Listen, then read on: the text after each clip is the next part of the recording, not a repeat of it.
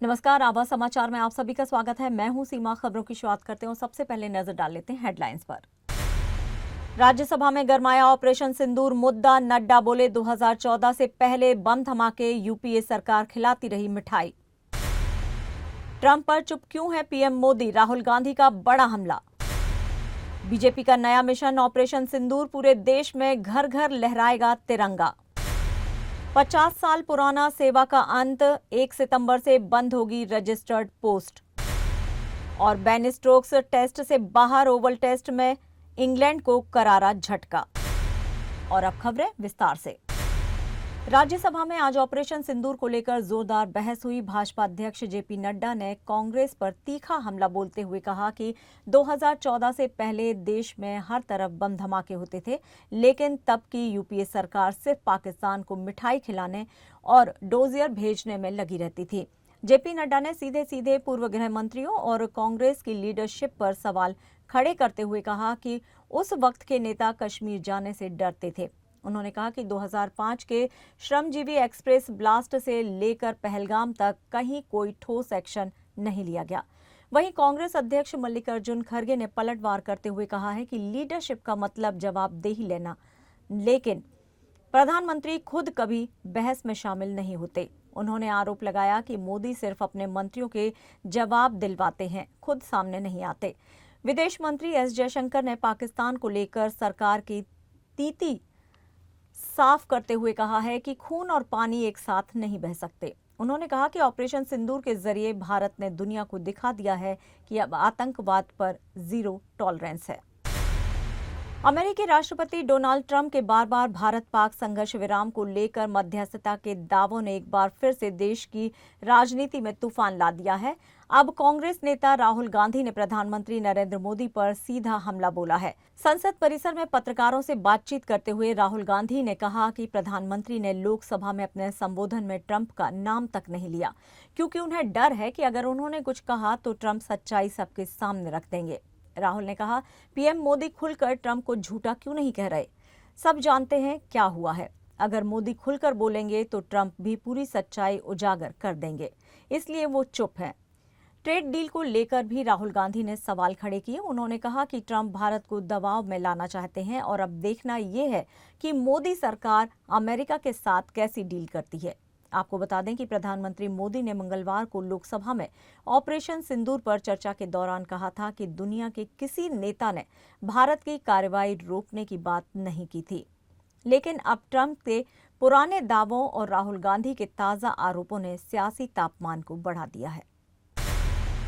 देश की आन बान और शान का प्रतीक तिरंगा और उसके सम्मान में एक नई मुहिम शुरू करने जा रही है बीजेपी। ऑपरेशन सिंदूर की ऐतिहासिक सफलता के बाद अब पूरे देश में तिरंगा यात्रा निकाली जाएगी।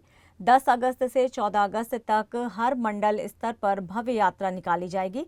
इस दौरान प्रधानमंत्री नरेंद्र मोदी, गृह मंत्री अमित शाह, रक्षा मंत्री राजनाथ सिंह और अन्य ज्येष्ठ और वरिष्ठ नेताओं द्वारा संसद में दिए गए भाषणों का प्रचार प्रसार किया जाएगा, जिसमें ऑपरेशन सिंदूर पर की गई चर्चा को आम जनता तक पहुंचाया जाएगा। बीजेपी की रणनीति साफ है, तिरंगे के जरिए देश की एकजुटता दिखाना और ऑपरेशन सिंदूर की कामयाबी का संदेश घर घर तक पहुंचाना। इतना ही नहीं, 13 से 15 अगस्त तक सभी घरों और प्रतिष्ठानों पर तिरंगा फहराने का भी अभियान चलाया जाएगा। इसके पीछे उद्देश्य है देशवासियों में राष्ट्र प्रेम की भावना और आतंक के खिलाफ एकजुटता को और मजबूत करना। गौरतलब है कि इससे पहले भी मई के महीने में बीजेपी ने 13 मई से 23 मई तक देश भर में 10 दिवसीय तिरंगा यात्रा निकाली थी। इस दौरान भारत माता की जय, हिंदुस्तान जिंदाबाद और भारतीय सेना की जय के नारों से पूरा देश गूंज उठा था। इस अभियान की पृष्ठभूमि है 22 अप्रैल को हुआ पहलगाम आतंकी हमला, जिसमें 26 पर्यटक मारे गए थे।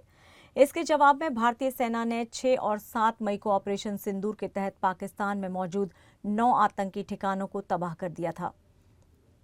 इस साहसिक सैन्य कार्रवाई को जनता के बीच गर्व और राष्ट्रभक्ति की भावना से जोड़ने के लिए अब बीजेपी एक बार फिर तिरंगा यात्रा निकालने जा रही है, जिसमें न केवल सैनिकों को सम्मान मिलेगा, बल्कि हर भारतवासी को इस राष्ट्रीय गौरव का हिस्सा बनने का अवसर भी मिलेगा।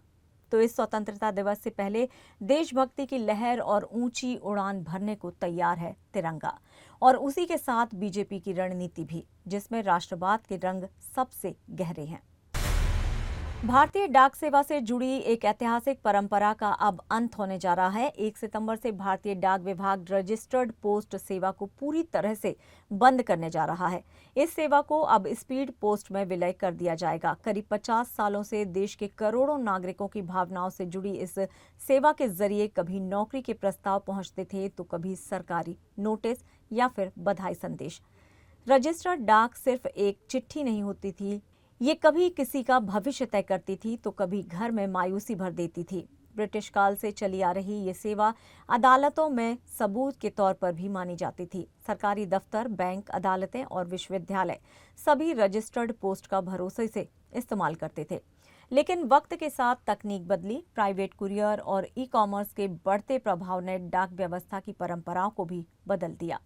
इसी बदलाव के तहत अब डाक विभाग ने फैसला लिया है कि रजिस्टर्ड पोस्ट को पूरी तरह से बंद कर स्पीड पोस्ट में शामिल कर दिया जाएगा।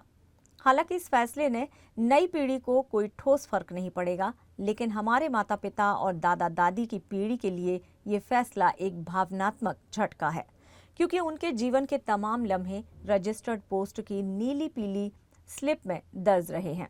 1 सितंबर से रजिस्टर्ड पोस्ट का सफर थम जाएगा, लेकिन इसकी यादें हमेशा लोगों के दिलों में जिंदा रहेंगी। इंग्लैंड को भारत के खिलाफ 5वें और आखिरी टेस्ट मैच से पहले बड़ा झटका लगा है। कप्तान और सीरीज में शानदार प्रदर्शन कर रहे बेन स्टोक कंधे की चोट के चलते इस मुकाबले से बाहर हो गए हैं। 31 जुलाई से कैनिंगटन ओवल में खेले जाने वाले इस निर्णायक टेस्ट ने पहले इंग्लैंड ने अपनी प्लेइंग 11 में 4 बड़े बदलाव किए हैं। स्टोक्स के अलावा स्पिनर लियाम डॉसन, तेज गेंदबाज जोफ्रा आर्चर और ब्राइडन कॉर्स को भी टीम से बाहर कर दिया गया है। अब टीम में शामिल किए गए हैं युवा बल्लेबाज जैकब बेथेल, जो 6ठे नंबर पर उतरेंगे। साथ ही तेज गेंदबाज गस एटकिंसन, जेमी ओवरटन और जोश टंग को भी अंतिम 11 में जगह दी गई है। इंग्लैंड इस वक्त 5 मैचों की सीरीज में 2-1 से आगे है। ऐसे में उसकी कोशिश रहेगी कि ये मैच जीतकर सीरीज अपने नाम करे। वहीं टीम इंडिया इस टेस्ट को जीतकर सीरीज को ड्रॉ कराने की पूरी ताकत लगाएगी। बेन स्टोक की गैरमौजूदगी से इंग्लैंड की रणनीति पर असर पड़ सकता है, क्योंकि उन्होंने इस सीरीज में बल्ले और गेंद दोनों से शानदार प्रदर्शन किया है। स्टोक्स ने अब तक खेले गए 4 टेस्ट मैचों में 304 रन बनाए हैं और 17 विकेट भी चटकाए हैं। सीरीज के तीसरे और चौथे टेस्ट में उन्हें प्लेयर ऑफ द मैच का खिताब मिला था। अब देखना होगा कि उनकी गैरमौजूदगी में इंग्लैंड की टीम इस निर्णायक टेस्ट में कितनी मजबूती से मैदान पर उतरती है। और आवाज समाचार में यहाँ लेंगे एक छोटा सा ब्रेक। आप बने रहिए हमारे साथ।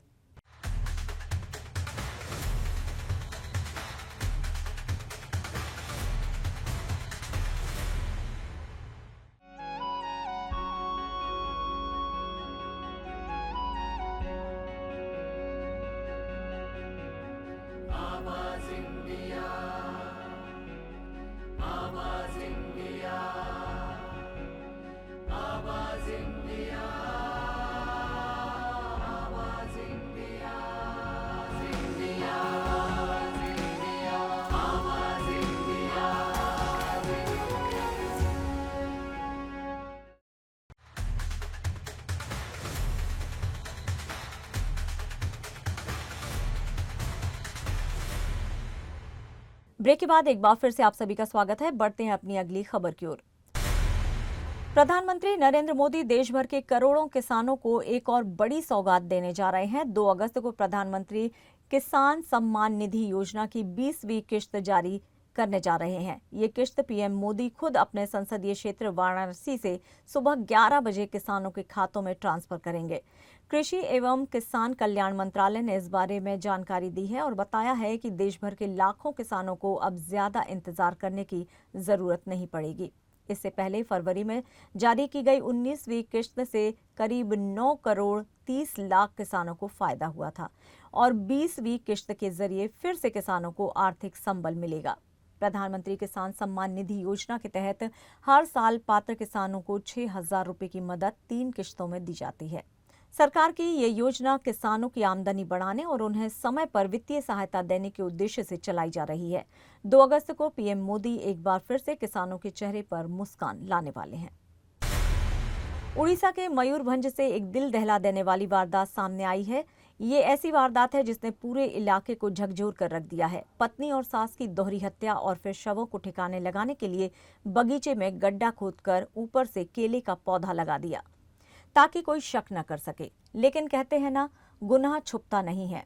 ये खौफनाक घटना मयूरभंज जिले के नुआ गांव की है। आरोपी का नाम है देवाशीष पात्रा, जिसने अपनी ही पत्नी और सास को पत्थरों से कुचलकर मौत के घाट उतार दिया और फिर उनके शवों को घर के पीछे बगीचे में दफना दिया।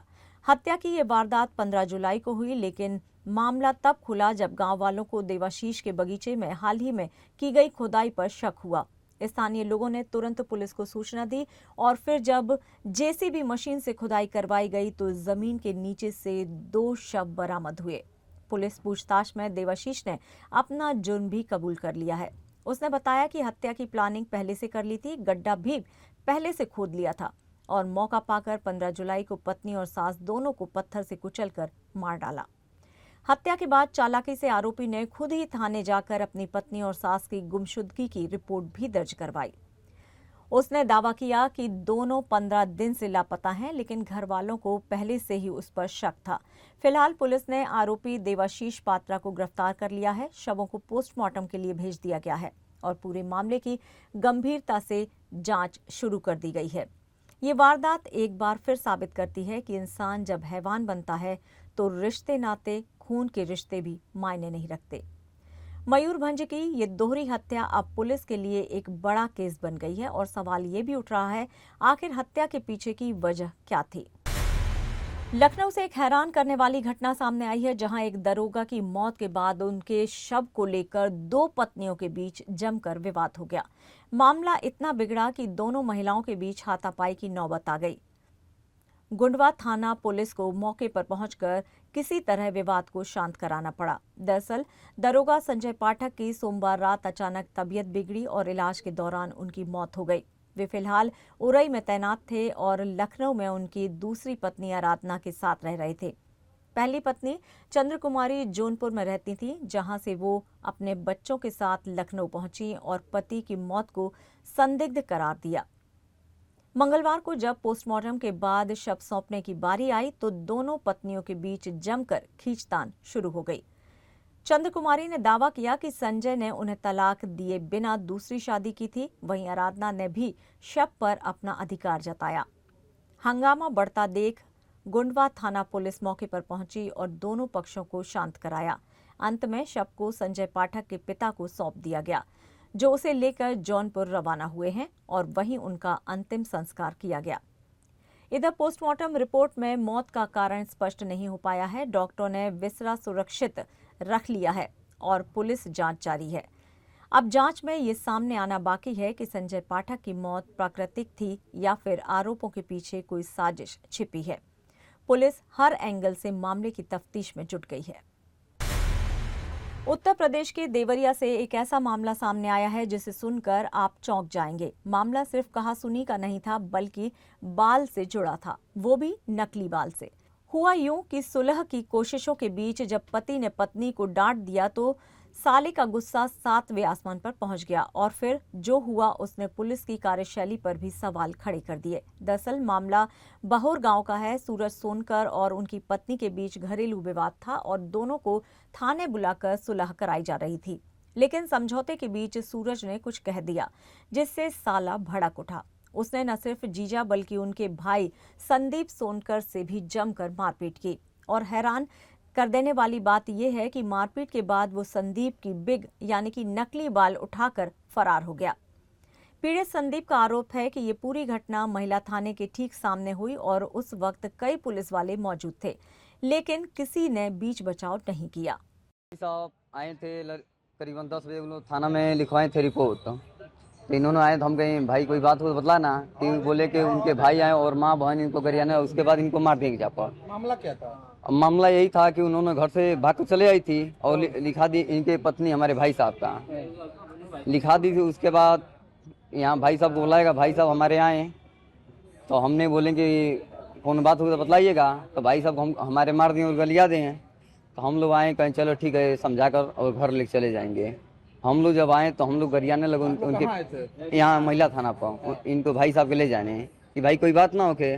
उसके बाद उन लोगों हम लोग पर लगे मारने, ईटा पत्थर लगा के मारने लगे। तो हमको लड़की के भाई, हाँ लड़की के भाई और लड़की के बाप और गांव के अपने 10-15 लोग को बुलाकर, पुलिस ने की है कुछ? नहीं पुलिस कुछ नहीं, पुलिस अंदर से ही पुलिस कुछ नहीं किया। उसके बाद ढेला लेकर तड़िया, आज जो हमारी गाड़ी थी उसको उन लोग ईटा चला कर फोड़ देंगे। ये थाना से बाहर जो रोड है, यही महिला थाना पर। यहाँ की पुलिस क्या कर रही थी? पुलिस देख रही थी, कुछ कही नहीं। ये बाल वाला क्या मामला है? बाल तो लगा था और बाल वो नोच लिए हैं। हम लोग मान लिए ढेर थे, हम लोग 2-3 लोग लगवाए थे थे? जी।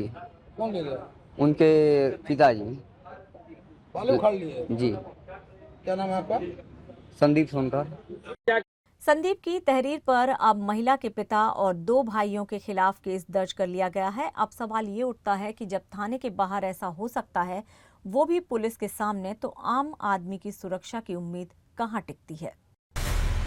असम की एक्ट्रेस नंदिनी कश्यप को हिट एंड रन केस में गिरफ्तार कर लिया गया है। आरोप है कि उन्होंने बोलेरो एसयूवी से 21 साल के छात्र समीउल हक को टक्कर मारी, जिसके बाद उसकी मौत हो गई। ये हादसा 25 जुलाई की रात गुवाहाटी में हुआ था।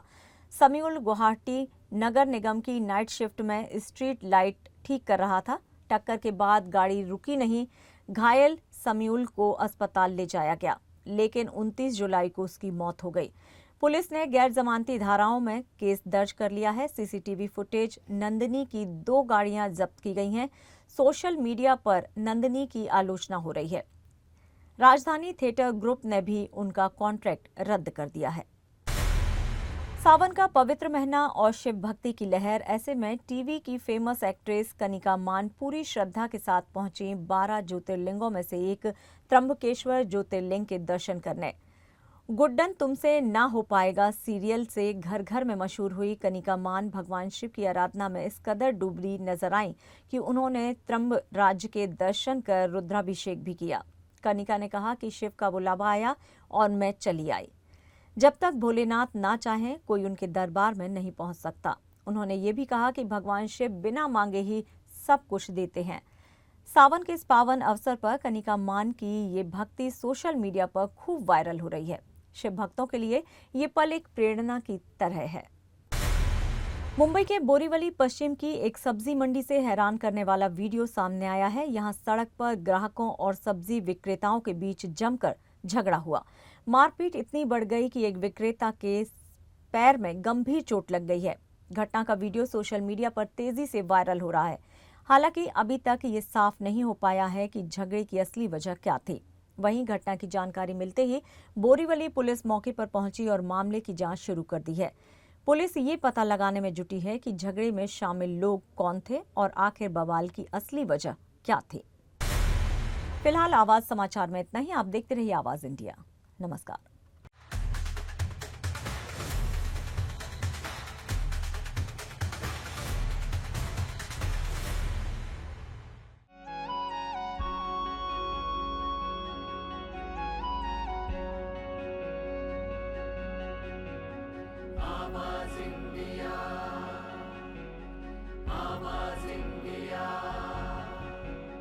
आवाज इंडिया